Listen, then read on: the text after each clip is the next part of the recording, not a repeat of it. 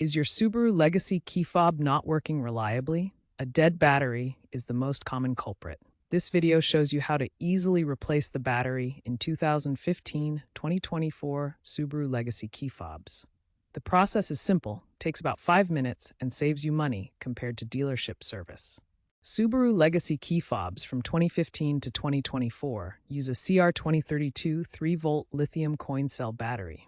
This battery powers the remote locking, unlocking, trunk release, and panic functions. You can find CR2032 batteries at most auto parts stores, pharmacies, or online retailers. Using alternative battery types like CR2025 or CR2016 can reduce the range or cause the key fob to fail. You'll need a small flathead screwdriver or a plastic pry tool to open the key fob. A plastic tool is preferred to avoid scratching the key fob casing.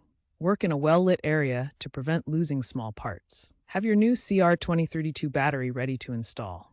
Locate the seam on your key fob. It's usually on the back or side. Gently insert the flathead screwdriver or pry tool into the seam. Twist or pry to separate the two halves of the fob. Some fobs may have a sliding mechanism to release the case. Once the fob is open, carefully remove the old CR2032 battery from the compartment. Note the orientation. The positive plus side should be facing up towards the circuit board. Insert the new CR2032 battery with the positive plus side facing up. Ensure it sits securely in the battery compartment. Align the two halves of the key fob case and gently press them together until they snap securely. Ensure there are no gaps and the case is fully sealed to protect against moisture.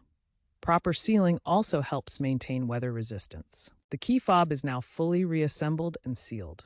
After reassembly, test the key fob by pressing the lock, unlock, trunk release, and panic buttons. Confirm that your Subaru Legacy responds as expected. If the fob doesn't work, double-check the battery orientation and ensure the case is fully closed. If the key fob still doesn't work after replacing the battery, it might need reprogramming. This is rare but can happen. Check your owner's manual for reprogramming instructions or visit a Subaru dealership for assistance. Dispose of the old battery properly at a recycling center. Lithium batteries are hazardous waste and should not be thrown in regular trash.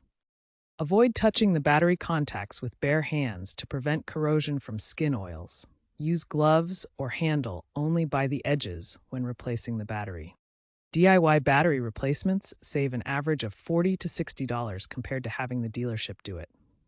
Following these tips ensures your key fob works reliably.